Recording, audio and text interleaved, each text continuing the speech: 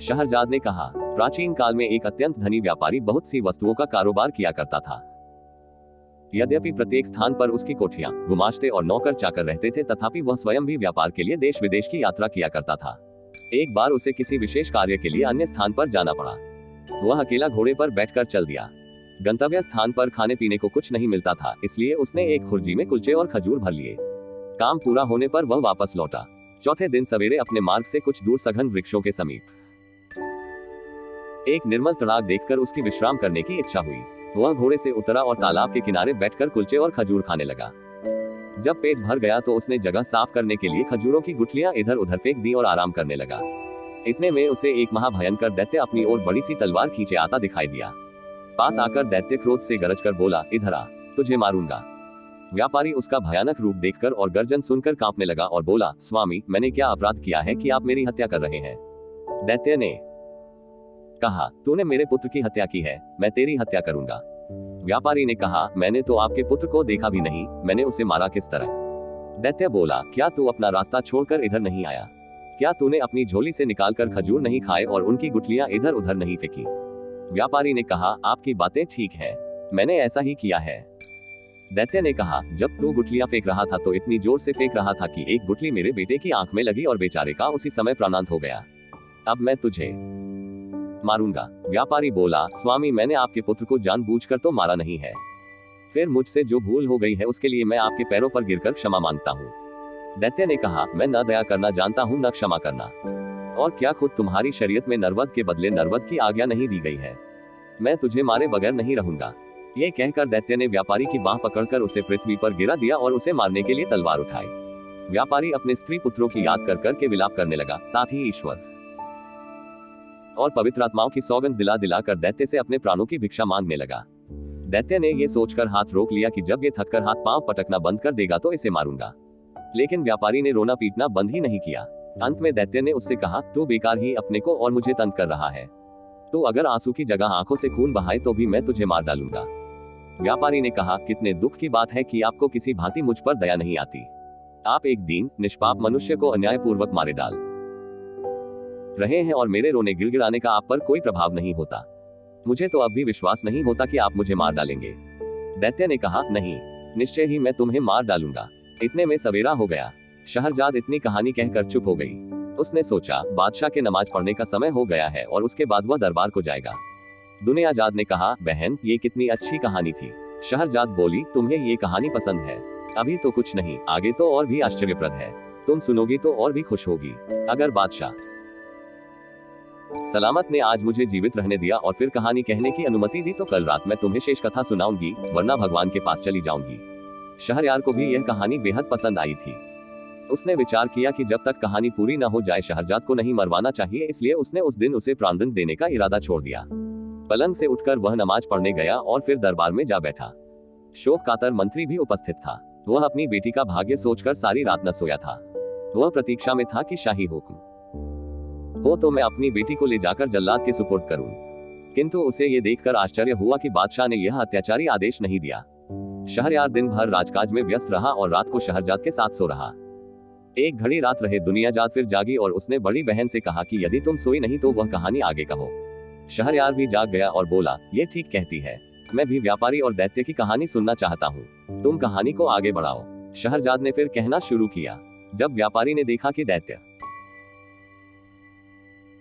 मुझे किसी प्रकार जीवित न छोड़ेगा तो उसने कहा, स्वामी, यदि आपने मुझे वध्य समझ ही लिया है और किसी भांति भी मुझे प्राण दान देने को तैयार नहीं है तो मुझे इतना अवसर तो दीजिए कि मैं घर जाकर अपने स्त्री पुत्रों से विदा ले लूं और अपनी संपत्ति अपने उत्तराधिकारियों में बांट आऊं ताकि मेरे पीछे उनमें संपत्ति को लेकर लड़ाई झगड़ा न हो। मैं प्रतिज्ञा करता हूँ कि यह सब करने के बाद मैं इसी स्थान पर पहुंच जाऊंगा। उस समय आप जो ठीक समझे वह मेरे साथ करें। दैत्य ने कहा, यदि मैं तुम्हें घर जाने दूं और तुम वापस न आओ फिर क्या होगा? व्यापारी बोला, मैं जो कहता हूँ उससे फिरता नहीं। फिर भी यदि आपको विश्वास न हो तो मैं उस भगवान की, जिसने पृथ्वी आकाश आदि सब कुछ रचा है, सौगंध खाकर कहता हूँ कि मैं घर से इस स्थान पर अवश्य वापस आऊंगा। दैत्य ने कहा, तुम्हें कितना समय चाहिए? व्यापारी ने कहा, मुझे केवल 1 वर्ष की मोहलत चाहिए जिसमें मैं अपनी सारी जायदाद का प्रबंध करके आऊं और मरते समय मुझे कोई चिंता न रहे। मैं प्रतिज्ञा करता हूं कि वर्षोपरांत मैं इसी स्थान पर आकर स्वयं को आपके सुपुर्द कर दूंगा। दैत्य ने कहा, अच्छा, मैं तुम्हें 1 वर्ष के लिए जाने दूंगा, किंतु तुम ये प्रतिज्ञा ईश्वर को साक्षी देकर करो। व्यापारी ने ईश्वर की सौगंध खाकर प्रतिज्ञा दोहराए और दैत्य व्यापारी को उसी तालाब पर छोड़कर अंतर्ध्यान हो गया। व्यापारी अपने घोड़े पर सवार होकर घर को चल दिया। रास्ते में व्यापारी की अजीब हालत रही। कभी तो वह इस बात से प्रसन्न होता कि वह अभी तक जीवित है और कभी 1 वर्ष बाद की निश्चित मृत्यु पर शोकातुर हो उठता था। जब वह घर पहुंचा तो उसकी पत्नी और बंधु बांधव उसे देखकर प्रसन्न हुए, किंतु वह उन लोगों को देखकर रोने लगा। वे लोग उसके विलाप से समझे कि उसे व्यापार में कोई भारी घाटा हुआ है या कोई और प्रिय वस्तु उसके हाथ से निकल गई है जिससे उसका धैर्य जाता रहा है। जब व्यापारी का चित्त संभला और उसके आंसू थमे तो उसकी पत्नी ने कहा, हम लोग तो तुम्हें देखकर प्रसन्न हुए हैं, तुम क्यों इस तरह रो धो रहे हो? व्यापारी ने कहा, रो धो नहीं तो और क्या करूं, मेरी जिंदगी 1 ही वर्ष की और है। फिर उसने सारा हाल बताया और दैत्य के सामने ईश्वर को साक्षी देकर की गई अपनी प्रतिज्ञा का वर्णन किया। ये सारा हाल सुनकर वे सब भी रोने पीटने लगे। विशेषतः उसकी पत्नी सिर पीटने और बाल नोचने लगी और उसके लड़के बच्चे ऊंचे स्वर में विलाप करने लगे। वह दिन रोने पीटने ही में बीता। दूसरे दिन से व्यापारी ने अपना सांसारिक कार्य आरंभ कर दिया। उसने सबसे पहले अपने ऋणदाताओं का धन वापस किया।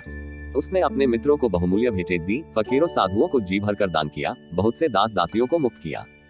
उसने अपनी पत्नी को यथेष्ट धन दिया, अव्यस्त बेटे बेटियों के लिए अभिभावक नियुक्त किए और संतानों में संपत्ति को बांट दिया।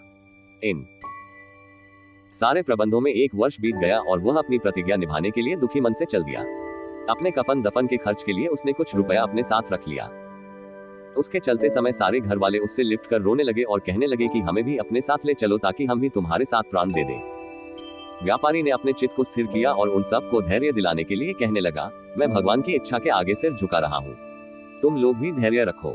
ये समझ लो कि एक दिन सभी की मृत्यु होनी है, मृत्यु से कोई भी नहीं बच सकता, इसलिए तुम लोग धैर्यपूर्वक अपना काम करो। अपने सगे संबंधियों से विदा लेकर व्यापारी चल दिया और कुछ समय के बाद उस स्थान पर पहुंच गया जहां उसने दैत्य से मिलने को कहा था। वह घोड़े से उतरा और तालाब के किनारे बैठकर दुखी मन से अपने हत्यारे दैत्य की राह देखने लगा। इतने में एक वृद्ध पुरुष एक हिरनी लिए हुए आया और व्यापारी से बोला, तुम इस निर्जन स्थान में कैसे आ गए? क्या तुम नहीं जानते कि बहुत से मनुष्य धोखे से इसे अच्छा विश्राम स्थल समझते हैं और यहाँ आकर दैत्यों के हाथों भांति भांति के दुख पाते हैं? व्यापारी ने कहा, आप ठीक कहते हैं, मैं भी इसी धोखे में पड़कर एक दैत्य का शिकार होने वाला हूँ। ये कहकर उसने बूढ़े को अपना सारा वृतांत बता दिया। बूढ़े ने आश्चर्य से कहा, ये तुमने ऐसी बात बताई जैसी संसार में अब तक किसी ने नहीं सुनी होगी। तुमने ईश्वर की जो सौगंध खाई थी उसे पूरा करने में प्राणों की भी चिंता नहीं की। तुम बड़े सत्यवान हो और तुम्हारी सत्यनिष्ठा की जितनी प्रशंसा की जाए कम है। अब मैं यहाँ ठहर कर देखूंगा कि दैत्य तुम्हारे साथ क्या करता है। वे आपस में वार्तालाप करने लगे। इतने ही में एक और वृद्ध पुरुष आया जिसके हाथ में रस्सी थी और 2 काले कुत्ते उस रस्सी से बंधे हुए थे। वह उन दोनों से उनका हालचाल पूछने लगा। पहले बूढ़े ने व्यापारी का संपूर्ण वृतांत कहा और यह भी कहा कि मैं आगे का हालचाल देखने यहाँ बैठा हूँ। दूसरा बूढ़ा भी यह सब सुनकर आश्चर्यचकित हुआ और वहीं बैठकर दोनों से बातें करने लगा। कुछ समय के उपरांत एक और बूढ़ा एक खच्चर लिए हुए आया और पहले 2 बूढ़ों से पूछने लगा कि यह व्यापारी इतना दुखी होकर यहाँ क्यों बैठा है। दोनों ने उस व्यापारी का पूरा हाल कहा। तीसरे वृद्ध पुरुष ने वहां ठहरकर इस व्यापार का अंत देखने की इच्छा प्रकट की, अतएव वह भी वहां बैठ गया। अभी तीसरा बूढ़ा अच्छी तरह सांस भी नहीं ले पाया था कि उन चारों व्यक्तियों ने देखा कि सामने के जंगल में एक बड़ा गहन धूम्रपुंज उठ रहा है। वह धुएं का बादल उनके समीप आकर गायब हो गया।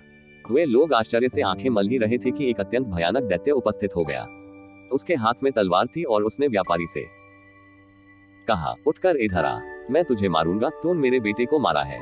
यह सुनकर व्यापारी और तीनों बूढ़े कांपने लगे और उच्च स्वर में विलाप करने लगे। उन सब के रोने चिल्लाने से जंगल गूंज उठा, किंतु दैत्य व्यापारी को पकड़कर एक ओर ले ही गया। हिरनी वाले बूढ़े ने ये देखा और वह दौड़कर दैत्य के पास पहुंचा और बोला, दैत्य महाराज, मैं आपसे कुछ निवेदन करना चाहता हूँ। आप अपने क्रोध पर कुछ देर के लिए संयम रखें। मेरी इच्छा है कि मैं अपनी और इस हिरनी की कहानी आपको सुनाऊं, किंतु कहानी के लिए एक शर्त है। यदि आपको ये कहानी विचित्र लगे और पसंद आए तो आप इस व्यापारी का 1/3 अपराध क्षमा कर दे। दैत्य ने कुछ देर तक सोचकर कहा, अच्छा, मुझे तुम्हारी शर्त स्वीकार है। कहानी कहो। किस्सा गधे, बैल और उनके मालिक का। एक बड़ा व्यापारी था जिसके गांव में बहुत से घर और कारखाने थे जिनमें तरह तरह के पशु रहते थे। एक दिन वह अपने परिवार सहित कारखानों को देखने के लिए गांव गया। उसने अपनी पशुशाला भी देखी जहां एक गधा और एक बैल बंधे हुए थे। उसने देखा कि वे दोनों आपस में वार्तालाप कर रहे हैं।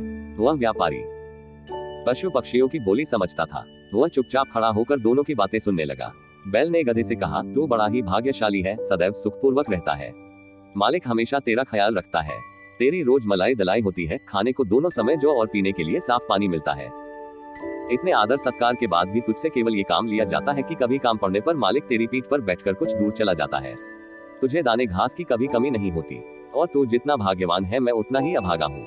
मैं सवेरा होते ही पीठ पर हल लाद कर जाता हूँ। वहाँ दिन भर मुझे हल में जोत कर चलाते हैं। हलवाहा मुझ पर बराबर चाबुक चलाता रहता है। उसके चाबुकों की मार से पीठ और जुए से मेरे कंधे छिल गए हैं। सुबह से शाम तक ऐसा कठिन काम लेने के बाद भी ये लोग मेरे आगे सूखा और सड़ा भूसा डालते हैं जो मुझसे खाया नहीं जाता। रात भर मैं भूखा प्यासा अपने गोबर और मूत्र में पड़ा रहता हूँ और तेरी सुख सुविधा पर ईर्ष्या किया करता हूँ। गधे ने ये सुनकर कहा, ऐ भाई, जो कुछ तू कहता है सब सच है। सचमुच तुझे बड़ा कष्ट है, किंतु जान पड़ता है तू इसी में प्रसन्न है। तू स्वयं ही सुख से रहना नहीं चाहता। तो यदि मेहनत करते करते मर जाए तो भी ये लोग तेरी दशा पर तरस नहीं खाएंगे। अतएव तो एक काम कर, फिर वे तुझसे इतनी मेहनत नहीं लिया करेंगे और तू सुख से रहेगा। बैल ने पूछा कि ऐसा कौन सा उपाय हो सकता है। गधे ने कहा, तू अपने को रोगी दिखा, एक शाम का दाना भूसा न खा और अपने स्थान पर चुपचाप लेट जा।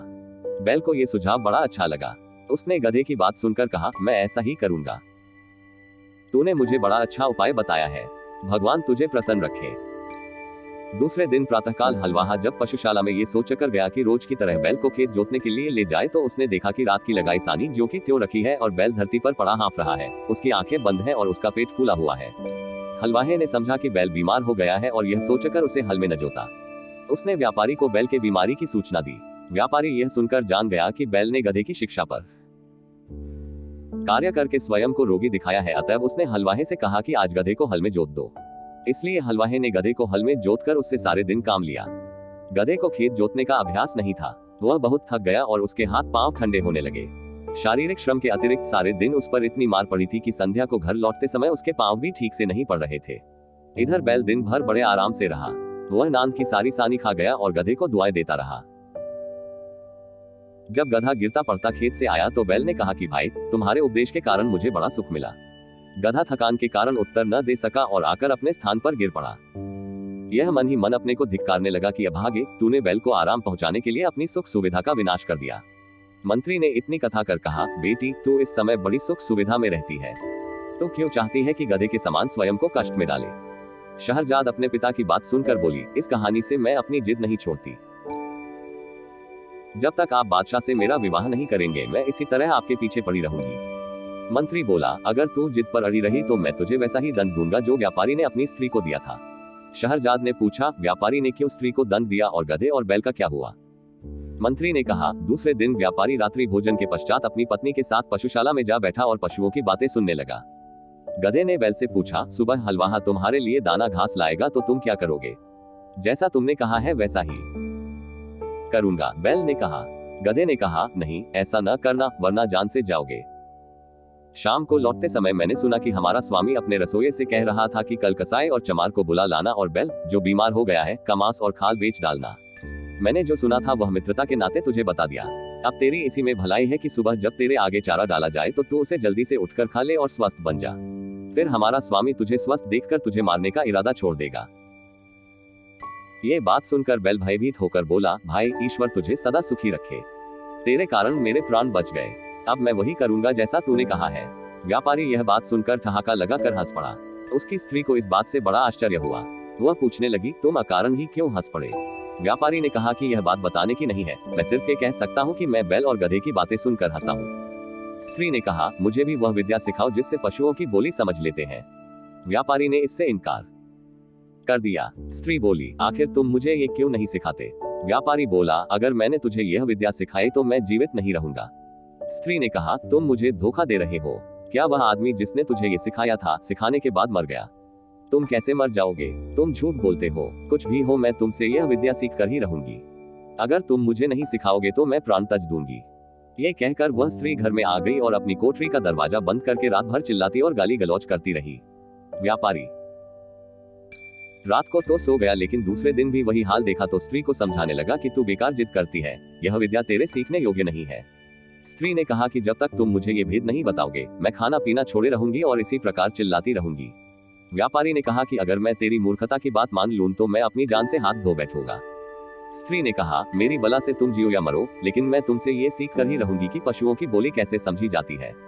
व्यापारी ने जब देखा जबकि यह महामूर्ख अपना हट छोड़ ही नहीं रही है, तो उसने अपने और ससुराल के रिश्तेदारों को बुलाया कि वे उस स्त्री को अनुचित हट छोड़ने के लिए समझाएं। उन लोगों ने भी उस मूर्ख को हर प्रकार समझाया, लेकिन वह अपनी जिद से न हटी। उसे इस बात की बिल्कुल चिंता न थी कि उसका पति मर जाएगा। छोटे बच्चे माँ की ये दशा देखकर हाहाकार करने लगे। व्यापारी की समझ ही में नहीं आ रहा था कि वह स्त्री को कैसे समझाए कि इस विद्या को सीखने का हट ठीक नहीं है। वह अजीब दुविधा में था। अगर मैं बताता हूँ तो मेरी जान जाती है और नहीं बताता तो स्त्री रो रो कर मर जाएगी। इसी उधेड़बुन में वह अपने घर के बाहर जा बैठा।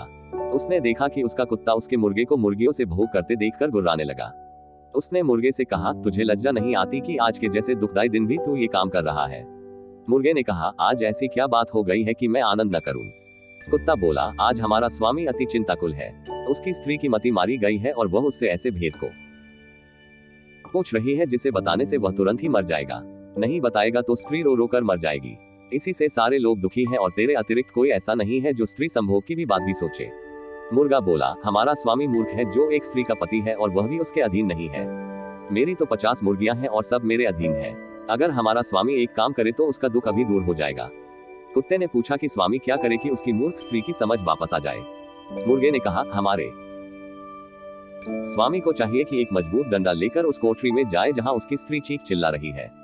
दरवाजा अंदर से बंद कर ले और स्त्री की जमकर पिटाई करे। कुछ देर में स्त्री अपना हट छोड़ देगी। मुर्गे की बात सुनकर व्यापारी ने उठकर एक मोटा डंडा लिया और उस कोठरी में गया जहां उसकी पत्नी चीख चिल्ला रही थी। दरवाजा अंदर से बंद करके व्यापारी ने स्त्री पर डंडे बरसाने शुरू कर दिए।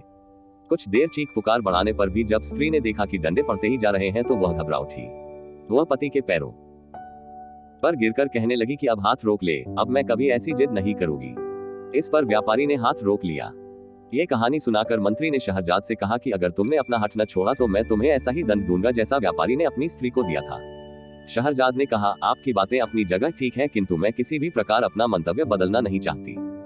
अपनी इच्छा का औचित्य सिद्ध करने के लिए मुझे भी कई ऐतिहासिक घटनाएं और कथाएं मालूम है, लेकिन उन्हें कहना बेकार है। यदि आप मेरी कामना पूरी न करेंगे तो मैं आपसे पूछे बगैर स्वयं ही बादशाह की सेवा में पहुंच जाऊंगी। अब मंत्री विवश हो गया। उसे शहरजाद की बात माननी पड़ी।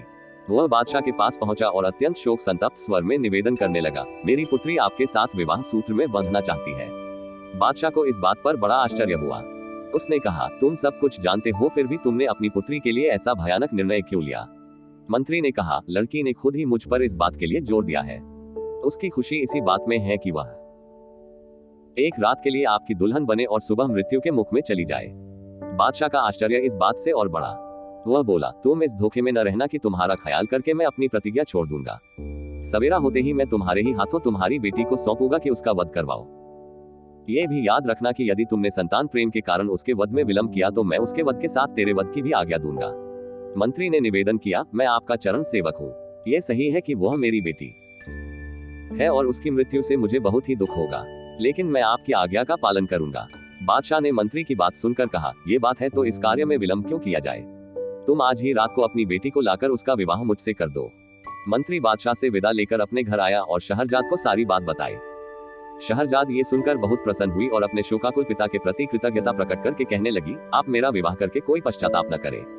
भगवान चाहेगा तो इस मंगल कार्य से आप जीवन पर्यंत हर्षित रहेंगे। फिर शहरजाद ने अपनी छोटी बहन दुनियाजाद को एकांत में ले जाकर उससे कहा, मैं तुमसे एक बात में सहायता चाहती हूँ। आशा है तुम इससे इनकार न करोगी। मुझे बादशाह से ब्याहने के लिए ले जाएंगे। तुम इस बात से शोक विह्वल न होना, बल्कि मैं जैसा कहूँ वैसा करना। मैं तुम्हें विवाह की रात पास में सुलाऊंगी और बादशाह से कहूंगी कि तुम्हें मेरे पास आने दे ताकि मैं मरने के पहले तुम्हें धैर्य बंधा सकूं। मैं कहानी कहने लगूंगी। मुझे विश्वास है कि इस उपाय से मेरी जान बच जाएगी। दुनियाजाद ने कहा, तुम जैसा कहती हो वैसा ही करूंगी। शाम को मंत्री शहरजाद को लेकर राजमहल में गया। उसने धर्मानुसार पुत्री का विवाह बादशाह के साथ करवाया और पुत्री को महल में छोड़कर घर आ गया। एकांत में बादशाह ने शहरजाद से कहा, अपने मुंह का नकाब हटाओ। नकाब उठने पर उसके अप्रतिम सौंदर्य से बादशाह स्तंभित सा रह गया, लेकिन उसकी आंखों में आंसू देखकर पूछने लगा कि तू रो क्यों रही है? शहरजाद बोली, मेरी एक छोटी बहन है जो मुझे बहुत प्यार करती है और मैं भी उसे बहुत प्यार करती हूँ। मैं चाहती हूँ कि आज वह भी यहाँ रहे ताकि सूर्योदय होने पर हम दोनों बहनें अंतिम बार गले मिल लें। यदि आप अनुमति दे तो वह भी पास के कमरे में सो रहे। बादशाह ने कहा, क्या हर्ज है? उसे बुलवा लो और पास के कमरे में क्यों, इसी कमरे में दूसरी तरफ सुला लो।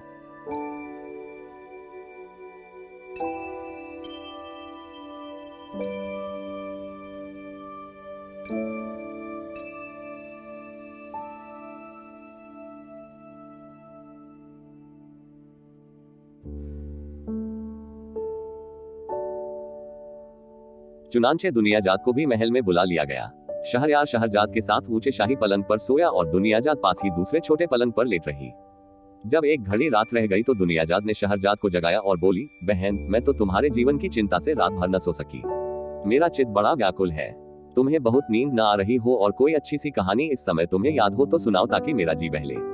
शहरजाद ने बादशाह से कहा कि यदि आपकी अनुमति हो तो मैं जीवन के अंतिम क्षणों में अपनी प्रिय बहन की इच्छा पूरी कर लूं। बादशाह ने अनुमति दे दी।